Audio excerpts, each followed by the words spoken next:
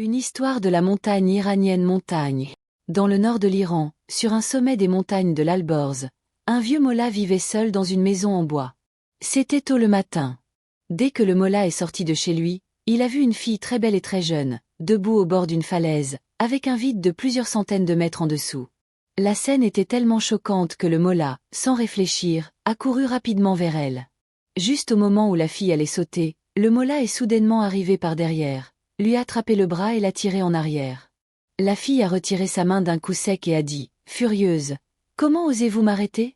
Qui êtes-vous pour vous mêler de ma vie ?» Elle a couru de nouveau vers le bord, comme pour sauter. Le mollah a couru de nouveau et cette fois, il a tenu sa main encore plus fort. La fille a fait de son mieux pour se libérer, mais le mollah ne l'a pas lâchée. Le vieux mollah a dit doucement, « Qu'est-ce que tu fais? Dis-le-moi au moins. Peut-être que je peux t'aider. » Les larmes aux yeux, la fille a répondu, « Vous pensez que vous pouvez m'aider? Mon mari a disparu et même ma propre famille m'a jeté dehors.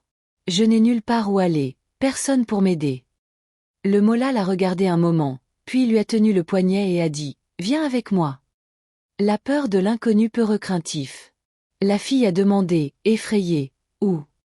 Le mollah a seulement répondu, « Viens, c'est tout. » Il lui a tenu la main sans dire un mot de plus et a commencé à marcher sur le sentier escarpé de la montagne. La fille n'arrêtait pas de demander, « Lâchez ma main. Où m'emmenez-vous? Dites-le-moi au moins. » Mais le mollah ne disait rien. Il tenait juste sa main et continuait de marcher en silence. La maison du mollah, construction de maison. Après un moment, ils sont arrivés devant la porte de sa maison en bois. Il a ouvert la porte et a commencé à faire entrer la fille. La fille a demandé, « C'est quoi cet endroit? » Une fois entré, C'est la maison le de mollah qui? a lâché sa main et a Pourquoi fermé vous la m'amenez porte ici? en la verrouillant de l'intérieur. La fille a paniqué et a crié, « Qu'est-ce que vous faites? Pourquoi vous avez fermé la porte à clé? Pourquoi vous m'avez amené ici? Pourquoi vous ne dites rien? » Le mollah est resté silencieux, il la regardait seulement. Puis, d'un coup, il a ouvert la porte, est sorti et l'a verrouillée de l'extérieur aussi. La fille a commencé à crier et à frapper à la porte. « Pourquoi vous m'avez enfermé? Où est-ce que vous allez? » Mais le mollah n'a pas écouté et a continué de monter vers les montagnes. La nuit était tombée. La fille était seule dans la maison. Elle avait frappé à la porte toute la journée. La nuit tombe croissant de lune. La fille avait frappé à la porte toute la journée, et maintenant elle était épuisée. Mais personne n'était là pour l'entendre. Dehors, l'obscurité s'est installée. Soudain, elle a entendu le bruit de la porte qui s'ouvrait. Elle a couru et a vu le mollah entrer. La fille, maintenant en colère, a dit, « Pourquoi m'avez-vous amené ici? Où allez-vous toute la journée en me laissant enfermer? » Le mollah s'est approché d'elle et a dit très calmement, « N'aie pas peur.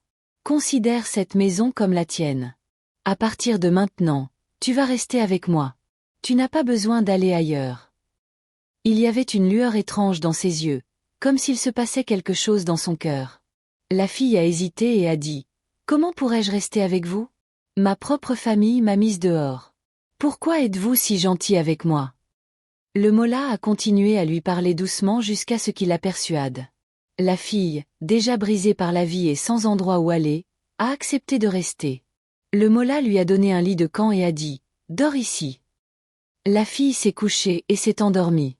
Le mollah s'est aussi couché sur son propre lit, mais il n'arrivait pas à dormir. Il n'a pas arrêté de penser à la fille toute la nuit. Comme elle est belle. Comme elle est innocente et brisée, se répétait-il. Le matin est arrivé. Le mollah s'est rendu près de la fille et a regardé son visage pendant longtemps. Une autre journée, le même mystère, verrou fermé avec clé. Soudain, la fille a ouvert les yeux. Elle a vite rajusté son drap et a demandé, surprise, « Qu'est-ce qui s'est passé? Pourquoi êtes-vous là? » Le mollah a dit doucement, « C'est le matin. Réveille-toi. » La fille s'est assise. Juste à ce moment-là, le mollah est allé vers la porte, est sorti, et a verrouillé la porte de l'extérieur. La fille a paniqué, a couru vers la porte et a crié fort, « Pourquoi m'avez-vous encore enfermé? Qu'est-ce qui ne va pas? » Mais le mollah n'a pas répondu. Il a commencé à grimper vers les montagnes. La fille a continué à frapper à la porte de l'intérieur, a crié, mais le mollah était déjà parti. Le retour du mollah. La journée s'est terminée. La nuit est tombée. La fille était seule dans la maison, effrayée, assise en silence. Soudain, elle a entendu le bruit de la porte qui s'ouvrait. Elle a couru et a vu le Mola entrer dans la maison. Furieuse, la fille a dit « Qu'est-ce que vous faites? Vous m'enfermez toute la journée, puis vous partez sans rien dire. » Le Mola l'a regardé en silence. Puis il a dit « Rien. Juste une tâche inachevée dont je devais m'occuper. » La fille l'a regardé, surprise. « Quelle tâche? » Le Mola a évité la question et a dit « C'est la nuit maintenant. Couche-toi. Je vais dormir aussi. » La fille a continué de réfléchir, mais sans rien dire, elle s'est allongée.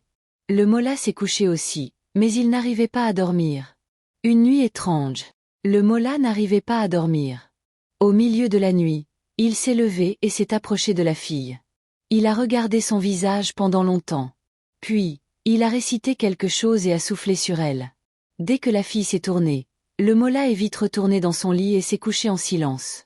Il a chuchoté pour lui-même. « Demain, je vais l'emmener dans la montagne. Là, mon objectif sera atteint. » C'est sur cette pensée qu'il s'est endormi. La promenade en montagne. Le matin est arrivé. Le Mola est allé réveiller la fille. « C'est le matin. Lève-toi. » La fille s'est assise. Le Mola s'est assis à côté d'elle et a dit « Tu dois t'ennuyer à rester enfermé toute la journée. » Ils ont marché longtemps. Allons nous promener dans les montagnes. Finalement, ils sont arrivés au même sommet où il allait tout seul depuis 2 jours. Le Mola lui a pris la main et au bord de la falaise. Le Mola a dit à la fille « Allonge-toi ici un instant. Je reviens tout de suite. » La fille a demandé, surprise, « Où allez-vous? Et pourquoi me demandez-vous de m'allonger ici? » Le Mola a évité la question et a dit « Tu dois être très fatigué. C'est pour ça que je te le demande. Repose-toi juste un peu. Allonge-toi par terre. Étire tes bras et tes jambes. » Le mystère continue en haut de la montagne. La fille a trouvé les mots du Mola très étranges. Elle s'est allongée par terre, hésitante et pleine de peur. Le Mola a dit « Maintenant, ferme les yeux. » La fille a demandé « Pourquoi devrais-je fermer les yeux ?» Le Mola a simplement répondu « J'ai dit ferme les yeux. » La fille ne comprenait rien à ce qui se passait. Pourtant, elle a fermé les yeux. Le Mola s'est approché d'elle doucement et s'est assis à côté. Il a regardé la fille longtemps. Puis, il a récité quelque chose et a soufflé sur elle. La fille est restée allongée là, les yeux fermés. Le Mola s'est levé doucement et a commencé à redescendre la montagne. Il est rentré chez lui et s'est allongé dans son lit. Un peu plus tard, quand la fille n'a plus entendu de bruit, elle a ouvert les yeux et a regardé autour d'elle. Il n'y avait personne. Elle a appelé le Mola, elle a crié, mais il n'y a eu aucune réponse. La fille est restée assise seule au sommet de la montagne. La nuit a commencé à tomber. L'obscurité s'est faite plus profonde et la fille est restée là, effrayée et tremblante, à attendre le Mola. Soudain, elle a entendu le bruit de quelqu'un qui approchait dans la montagne. Elle a regardé en bas et a vu le Mola qui montait une fois de plus vers elle. Quand le Mola est arrivé près d'elle, la fille était remplie de colère. Elle a dit « Mais c'est quoi, tout ça ?» La colère de la jeune fille en colère. « Ce que vous faites? Parfois vous m'enfermez dans la maison. Parfois vous m'emmenez dans la montagne et vous me demandez de m'allonger par terre. C'est quoi tout ça? Pourquoi ne me dites-vous rien ?» Le Mola n'a pas dit un mot. Il a continué à la regarder. Puis, il lui a pris la main et a commencé à redescendre vers la maison. Il était très tard dans la nuit. Une fois chez eux, le Mola a dit à la fille « Va t'allonger dans ton lit. » La fille s'est couchée, mais même en essayant de dormir, elle n'arrêtait pas de se demander « Pourquoi ce Mola se comporte-t-il si bizarrement chaque jour? Est-ce que tout ça est un piège ?» C'est en pensant à ça qu'elle a fini par s'endormir. Le Mola s'est aussi couché dans son lit et s'est endormi. Une nuit de mystère. Pendant la nuit, la fille a senti que quelqu'un était près d'elle. Elle a à peine ouvert les yeux et a vu le Mola debout, au bord de son lit. Le Mola est resté là longtemps à la regarder. Puis, il a récité quelque chose à nouveau et a soufflé sur elle. La fille n'a rien dit, mais elle a fait semblant de dormir et a tout observé en silence. Le plan du Mola se précise piéton. Le matin, le Mola est venu la réveiller. La fille s'est levée. Puis le Mola lui a dit « Viens, on va faire une promenade dehors. » La fille, déjà effrayée, est devenue méfiante. Une nouvelle promenade, une nouvelle peur peu recraintif. La fille, qui se méfiait des actes du Mola, a dit « Non, je ne vais nulle part. » Mais le Mola lui a attrapé la main de force et l'a emmené dans la montagne. Après avoir grimpé, le Mola a dit à la fille, « Maintenant, allonge-toi ici, sur le ventre. » La fille a crié, « Mais vous êtes fou ou quoi? Vous êtes sain d'esprit? Parfois, vous m'enfermez dans la maison. Parfois, vous m'emmenez dans la montagne et vous me demandez de m'allonger. Et maintenant, vous voulez que je m'allonge sur le ventre? C'est quoi tout ça? Pourquoi vous n'expliquez rien? » Le Mola a dit, « Je t'ai dit de t'allonger sur le ventre. » La fille a répondu, « Je ne m'allongerai jamais sur le ventre. Vous avez l'air complètement fou. C'est quoi toutes ces choses bizarres que vous me faites faire? » Le Mola a répondu, « Tu vas tout comprendre bientôt. Écoute-moi une dernière fois. Allonge-toi sur le ventre ici, sur cette montagne. » La fille a demandé, « Qu'est-ce que je vais comprendre? Qu'est-ce que ça veut dire, s'allonger sur le ventre? Tout ça est très étrange. » Le Mola a répondu, « Ça aussi, c'est un secret que je ne peux pas te révéler maintenant, mais sache juste ça. Qu'est-ce qui est le mieux pour toi? » La fille a écouté les mots du Mola, stupéfaite. Puis, elle a dit, « D'accord, très bien. Qu'est-ce que je peux faire d'autre, de toute façon? Un secret révélé étincelle. J'accepte aussi cela. » La fille s'est allongée sur le ventre, sur le même sommet de montagne. Le Mola a dit, « Maintenant, étire complètement tes bras et tes jambes, et ferme les yeux. » Soudain, le Mola s'est approché d'elle et s'est assis. Il a récité quelque chose et a soufflé sur elle. Puis le Mola a dit à la fille, « Lève-toi, mais garde les yeux fermés. » La fille a demandé, « Qu'est-ce que vous allez faire maintenant? Pourquoi je ne devrais pas ouvrir les yeux? » Le Mola a dit, « Je t'ai dit de ne pas ouvrir les yeux, c'est tout. » La fille s'est levée là, sur le sommet de la montagne, les yeux toujours fermés. Et le Mola a commencé à redescendre doucement la montagne et est rentré chez lui pour s'allonger sur son lit. Pendant longtemps, la fille est restée debout, les yeux fermés. Puis elle a appelé, « Où êtes-vous? Je peux ouvrir les yeux maintenant. » Mais il n'y a eu aucune réponse. Alors la fille a ouvert les yeux et il n'y avait personne autour. La fille a crié de colère. « Ce Mola n'est pas normal. Pourquoi lui ai-je fait confiance? Ce n'est pas bien de rester avec lui. Il a l'air complètement fou. Qui sait ce qu'il prépare? » La fille s'est assise là et a attendu le Mola. La nuit est tombée. Pendant la nuit, le Mola a grimpé à nouveau sur le même sommet de montagne et est arrivé près de la fille. Quand la fille a vu le Mola, elle. La nuit de la révélation. La fille a demandé, en colère, « Vous m'avez encore laissé ici. Pourquoi vous ne me dites rien? Qu'est-ce que vous faites? » Le Mola l'a regardé dans les yeux, puis a dit, « J'ai passé 2 jours ici, et toi aussi. C'est notre dernière nuit. Cette dernière nuit, il faut qu'on la passe ensemble sur cette montagne. » La fille a demandé, sous le choc, « Pourquoi? Je ne vais pas passer la nuit avec vous sur cette montagne. Vous n'êtes pas bien? Qu'est-ce que vous racontez? Quelles sont vos intentions? Tout ça est tellement bizarre. » Le Mola a dit, « Si on passe juste cette dernière nuit ensemble, tout ira bien. S'il te plaît, écoute-moi. » « Qu'est-ce qui ira bien? » a-t-elle crié. « Pourquoi vous n'expliquez rien? Depuis le début, vos intentions ne sont pas claires. Soit vous êtes fou, soit vous essayez de me rendre folle. Qu'est-ce que vous comptez me faire en me gardant au sommet de cette montagne ce soir? » Le Mola a dit, « Tu vas tout comprendre. Passe juste une seule nuit. » La fille, épuisée par le comportement bizarre et les mensonges du Mola, a fini par craquer et a dit, en colère, « D'accord, je passerai la nuit ici. Mais au matin, je quitte votre maison. Je ne peux plus rester avec vous. » Le Mola a dit, « Très bien, tiens bon pour cette nuit.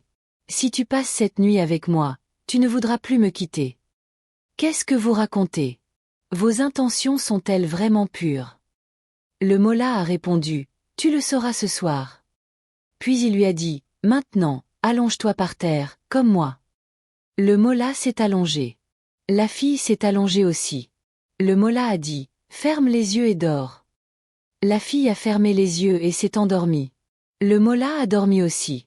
À la fin de la nuit, juste avant le lever du soleil, il a encore une fois soufflé sur la fille.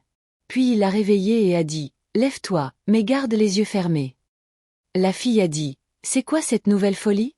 Vous n'allez pas me laisser ici encore, pas vrai? Je ne fermerai pas les yeux cette fois. Les 2 dernières fois, j'ai fermé les yeux et vous êtes parti en me laissant là. » Le Mola a dit, Non, cette fois, ça n'arrivera pas. Garde les yeux fermés. La fille, fatiguée et agacée, a dit, d'accord, d'accord. Elle a fermé les yeux. Au même moment, elle a senti quelqu'un arriver par derrière et la tenir, en lui couvrant les yeux avec les deux mains. Sur ce au sommet, il n'y avait personne d'autre que le mola et elle. Elle a donc compris que c'était le mola qui la tenait. Elle a crié de colère. Qu'est-ce que c'est que ça? Pourquoi vous me tenez comme ça? Mais il n'y a eu aucune réponse. La fille a crié encore plus fort. Lâchez-moi! Qu'est-ce que vous faites? Mais quelqu'un est resté derrière elle, lui tenant les yeux fermés avec les deux. La fille s'est rapidement libérée, et quand elle s'est retournée, elle n'a pas vu le vieux mola. Les retrouvailles et la vérité étincellent. C'était un jeune homme. La fille a été choquée en le voyant et a commencé à crier de joie. C'est mon mari. Elle a couru et s'est jetée dans les bras du jeune homme. Elle criait de joie. Comment es-tu arrivé ici? Je t'ai cherché partout. Où étais-tu passé? La joie de la fille était immense. Elle a continué à serrer son mari dans ses bras en pleurant de façon incontrôlable. Puis, d'un coup, la fille a regardé autour d'elle et a dit, « Où est passé le vieux mola? Tu le connais? C'est lui qui t'a amené ici. » Le jeune homme a écouté tout ce que sa femme disait, mais il n'a pas dit un mot. Il lui a juste pris la main et a dit, « Viens avec moi. » Il l'a emmené à la même maison en bois où vivait le mola. La fille a regardé autour d'elle et a dit, « C'est la maison du mola. » Mais il n'a rien répondu. La fille a demandé à nouveau, « Pourquoi m'as-tu amené ici? » Le mari a répondu, « Tu vivais ici avant, alors reste ici à nouveau. » La fille l'a regardé, choquée. « Comment tu sais ça? » Son mari a souri et a dit, « Je sais tout. C'est la maison du mola. Mais d'abord, dis-moi quel genre d'homme était ce mola. » La fille a dit, « Je ne sais pas s'il était bon ou mauvais, mais il faisait des choses très étranges. » Son mari a continué à lui sourire et a dit, « On ne peut pas juger quelqu'un de mauvais sans vraiment le connaître. Peut-être qu'il avait une raison, un secret ou qu'il était dans une situation difficile. » La fille a dit, « Oui, mais quelle sorte de situation difficile? » Alors son mari a dit, « Un jour, tu es venu ici pour te jeter de cette falaise et mettre fin à tes jours. C'est le mola qui t'a sauvé. Il t'a emmené dans cette maison, et chaque nuit, il faisait quelque chose de bizarre. La malédiction et le secret. Il récitait quelque chose et soufflait sur toi. Parfois, il disparaissait de la maison et t'enfermait. D'autres fois, il t'emmenait sur la montagne et te faisait allonger sur les rochers. » La fille était bouleversée d'entendre tout ça de la bouche de son mari. « Comment tu sais tout ça? C'est exactement ce qui m'est arrivé. » Son mari a dit, « Je sais tout. Mais avant que je ne te raconte le reste, tu ne veux pas savoir où j'étais passé. » La fille a dit, « Si.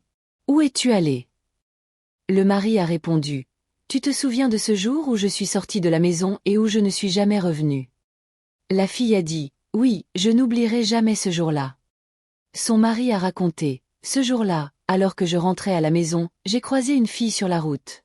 Elle avait l'air très mystérieuse et elle m'a dit, « Épouse-moi. » J'ai répondu, en colère, « Qu'est-ce que tu racontes? Je suis déjà mariée.